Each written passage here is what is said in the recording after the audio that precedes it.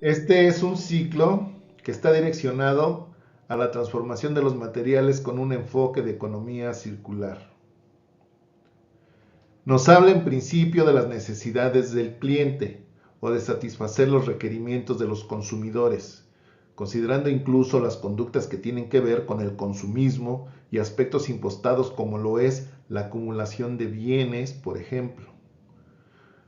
Bienes que, por cierto, no siempre son requeridos por las personas. En el diseño de los productos se trata de satisfacer las necesidades básicas y superfluas de los consumidores, aplicando a veces uno de los principios de la mercadotecnia que consiste en generar nuevas necesidades, las cuales no siempre sirven para proporcionar a los consumidores una mejor calidad de vida. Pero ¿de qué tipo de diseño se trata? Se trata de un diseño que atiende su durabilidad, que sea escalable, que sea reciclable o que cada vez que se vaya a fabricar requiera de materiales que proceden directamente de los recursos naturales, es decir, de materiales vírgenes. En este último caso hay que echar mano de la apropiación, el aprovechamiento o la extracción de recursos naturales, a veces cultivados, otras veces controlados, pero en muchos de los casos procedentes directamente de la naturaleza, para lo cual se deberá considerar la no afectación de su tasa de renovación en caso de los recursos renovables o de su tasa de agotamiento para los recursos no renovables. Habrá entonces que determinar a partir de lo anterior si se va a requerir el uso de material reciclable o material reciclado. Y es que no es lo mismo. El material reciclable es aquel que tiene el potencial de seguirse utilizando mediante usos ulteriores y el reciclado es el que ya fue usado anteriormente. Un buen ejemplo de ello es el acero. El acero es un material muy noble que sirve para construir edificios, bancos, aviones, automóviles, etcétera. Pero cuando queda en desuso y es retirado por el desmantelamiento, puede ser utilizado nuevamente. Su potencial de reciclaje es amplio, ya que se puede volver a fundir y utilizar como material reciclado. O si es virgen, se le catalogaría como un material reciclable. Es así que desde el diseño de los productos se debe pensar si se requiere de un material virgen o de un material reciclable o reciclado. Luego de adquirir los materiales para ser usados como materia prima, viene el almacenamiento de esta. En esta parte del proceso se debe de tener un control de inventario eficaz para que en la medida de lo posible se eviten desperdicios. Así, por ejemplo, en laboratorio se habla de emplear microdosis de reactivos, en tanto que en otro tipo de procesos de mantener stocks reducidos, almacenando solo lo que es necesario para la producción sin que haya excedentes. O bien de aplicar la programación de primeras entradas, primeras salidas, es decir, que los materiales que ingresan primero al almacén sean los primeros en utilizarse, para después ocupar los que ingresaron posteriormente. En cada uno de los pasos de los procesos de producción de bienes y servicios hay en menor o mayor medida aspectos e impactos ambientales que se deben considerar, estimar y evaluar. Luego del almacenamiento de la materia prima, esta va a entrar en un proceso de transformación que requiere de energía. Pero ¿qué tipo de energía se va a utilizar? ¿Energía convencional mediante el uso de combustibles fósiles o energía eléctrica o algún otro tipo de energía más amigable con el ambiente como lo sería por ejemplo el gas natural, la energía eólica o la energía solar? Esto es determinante para que el proceso sea más o menos eficaz desde el punto de vista ambiental. Tratándose en sí del proceso de transformación, cabe preguntar, ¿y qué tan eficiente será ese proceso? ¿Acaso genera desperdicio? Esto es importante porque durante la producción de bienes se utilizan menos energía y agua, a veces materiales peligrosos e infraestructura diversa, y dependiendo del tipo de proceso se pudiesen generar emisiones de gases y partículas a la atmósfera, descargas de aguas residuales, ruido, vibraciones, calor y un potencial de riesgo que puede dar lugar a accidentes industriales. Todo lo cual o mejor dicho, por lo cual el proceso requerirá, en el mejor de los casos, de llevar a cabo buenas prácticas de operación e ingeniería, además de cumplir con las disposiciones legales que en materia de protección al ambiente le apliquen, de atender estándares y normas y especificaciones internacionales para su equipamiento e infraestructura. Todo ello con la finalidad de optimizar dicho proceso y que se genere el menor desperdicio de materiales posible. A lo largo de la vida útil del proyecto de producción se requerirá de un programa de mantenimiento que permita que éste siga funcionando continuamente y de la mejor manera, manteniendo la integridad mecánica de las instalaciones, la maquinaria y los equipos. Y eso también requeriría de otros materiales, uso del agua y de realizar ciertas actividades para el mantenimiento predictivo, preventivo o correctivo, lo que daría lugar a la generación de partículas, gases o vapores, de residuos peligrosos y de residuos no peligrosos, y de generar contaminación del suelo o del agua, por ejemplo, además de contar con un potencial de riesgo con posibles daños a la salud, a la infraestructura o al ambiente. El proceso finalmente permitirá la obtención del producto final, pero cabe preguntar, ¿de qué tipo de producto se trata? ¿Será acaso peligroso por ser un material inflamable, explosivo, corrosivo, reactivo? ¿O por el contrario, será inocuo para la salud? ¿O mejor aún, será bueno para las personas o para el ambiente? Es común que los productos tengan un empaque o embalaje que sirva para mantenerlos en buenas condiciones de uso, pero a menudo sus recipientes, sus envolturas o su embalaje se transforman en residuos, mismos que en el peor de los casos van a convertirse en basura, basura que se disponga en el entorno provocando contaminación, aunque hay que reconocer que en muchos de los casos los materiales de empaque y embalaje pueden ser reciclados para incorporarse en la producción de otros bienes o servicios, tal como sucede con el cartón, el papel, el plástico, la madera, el vidrio, etc. No así con los residuos peligrosos que requerirían de un manejo integral más especializado. Por otra parte, hay una fuerte tendencia de los consumidores más preocupados por el ambiente a seleccionar productos que en su fabricación generen el menor impacto ambiental adverso posible. Y esto ha dado lugar a que cada vez haya más empresarios que fabrican productos ambientalmente confiables, lo cual los posiciona mejor en un mercado más exigente, permitiéndoles que ese compromiso lo ostenten mediante un etiquetado verde. Etiquetado que demuestre, por ejemplo, que fabrican sus productos sin afectar a los bosques o a la fauna, o que respetan la naturaleza, o bien que sus envases o empaques son biodegradables, o que sus materiales son reciclables o reciclados, etc. Lo cual también es una poderosa estrategia de mercadotecnia. Durante la etapa de distribución del producto terminado, también ocurren efectos ambientales adversos, como son, por ejemplo, aquellos alineados a su transporte, según el tipo de combustible que se utilice para ello, considerando las emisiones de gases o partículas a la atmósfera y los efectos en los centros de almacenamiento por el uso de energía para la conservación por refrigeración, por ejemplo, o por el uso de sustancias que permitan mantenerlos en buen estado para luego transferirlos a los consumidores finales.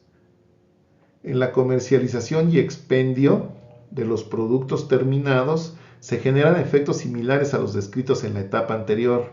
los cuales tienen que ver con las condiciones de los puntos de venta para mantener a los productos por el tiempo que sea requerido en condiciones óptimas de temperatura o humedad y de conservación para evitar la descomposición o degradación de los materiales o la generación de gases o vapores, lo cual implica un consumo de energía, merma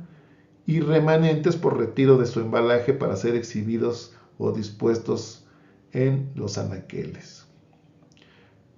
Ya una vez en posesión del consumidor final y dependiendo del tipo de producto, de su envase o embalaje o del uso de conservadores, el producto va a ser utilizado para cumplir con la función para la cual fue elaborado y diseñado.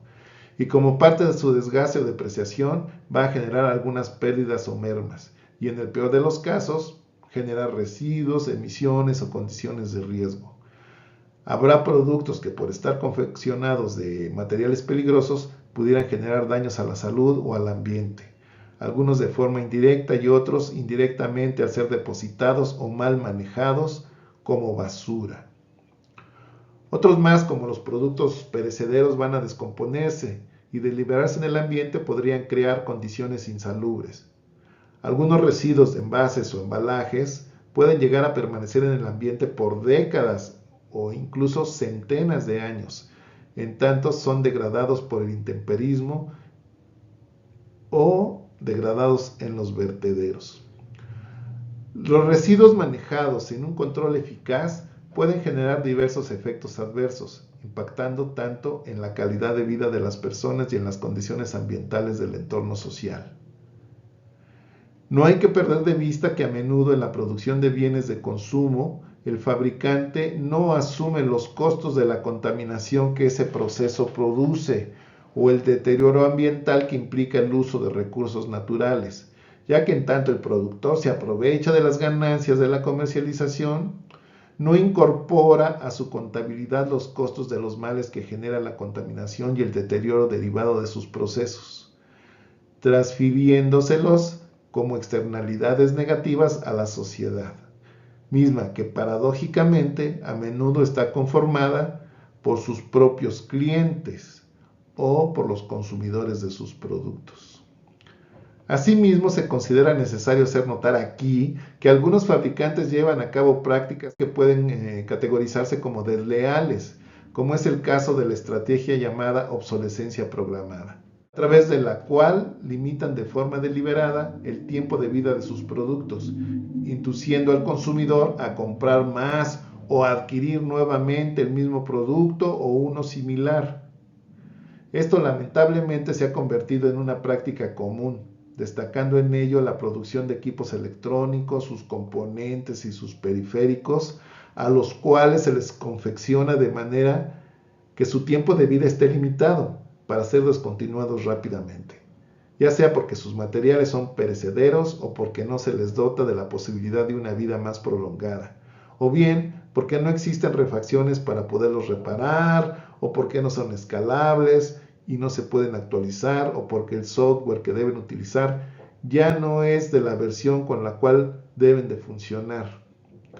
Esta es una estrategia que los fabricantes deciden implementar al considerar que limitando la calidad de vida de sus productos se induciría al consumidor a comprarles más. Luego del consumo de los productos, la mala disposición de sus residuos en terrenos baldíos, en las calles obstruyendo drenajes, a la orilla de las carreteras, en las barrancas, en las playas o en los ríos, genera contaminación en el suelo o en el subsuelo o en el agua, emitiendo vapores y emisiones dañinas a la atmósfera, dando lugar a sitios insalubres y a la proliferación de fauna nociva, o atrayendo aves que producen un riesgo para el tránsito aéreo, por ejemplo, o incluso generando incendios o explosiones por efecto de las reacciones que ocurren en los materiales incompatibles presentes en la basura. Y con todo ello, se limita drásticamente el aprovechamiento de los materiales que contienen los residuos y de su uso como combustibles. Por otra parte,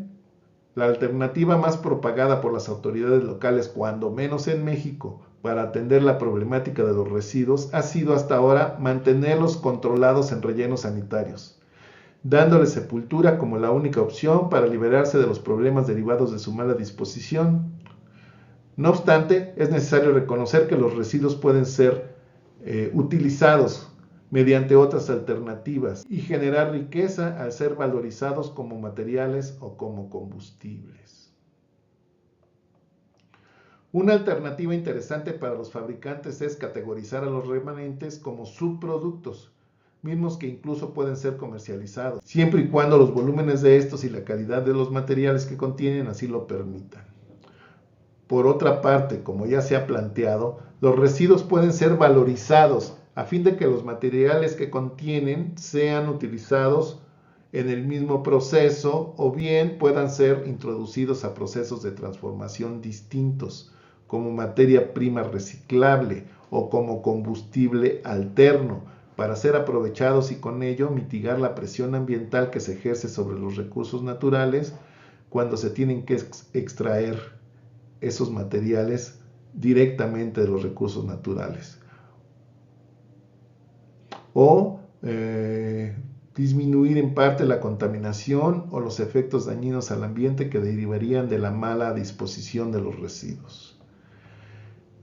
Es común, por ejemplo, que en la fabricación de cemento se utilicen algunos residuos peligrosos y residuos de manejo especial como combustible alterno en una determinada proporción, a fin de que su peligrosidad sea eliminada por las altas temperaturas de los hornos de cemento y su poder calorífico sea aprovechado como combustible, dando lugar a un negocio alternativo de los fabricantes de cemento que consiste en la prestación de servicios de destrucción de residuos peligrosos.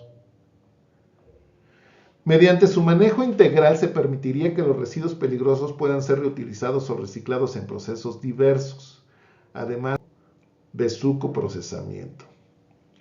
o bien que sean valorizados como combustible alterno a utilizar en la producción de otros bienes. En tanto que los residuos de manejo especial podrían valorizarse también a través de la reutilización, del reciclaje o como combustible, lo cual puede ser perfectamente viable en ciertos procesos de producción, a fin de que solo los residuos que no tengan alguna otra alternativa de valorización sean los que directamente se dispongan en un confinamiento final, o se destruyan o se les dé tratamiento en el caso de los residuos peligrosos, o bien que sean depositados en un relleno sanitario en el caso de los residuos de manejo especial. De igual manera, los residuos sólidos urbanos procedentes de las actividades domésticas, del comercio, de la limpia pública, pueden ser reutilizados en la misma fuente de generación o en una mayor medida ser valorizados para que se incorporen a procesos de producción diversos, ya sea por el uso de sus materiales remanentes o por el aprovechamiento de su poder calorífico. En el caso de los residuos orgánicos, se puede producir composta, por ejemplo, o por el aprovechamiento del biogás, producto de la descomposición de estos residuos, se puede generar electricidad. En resumen,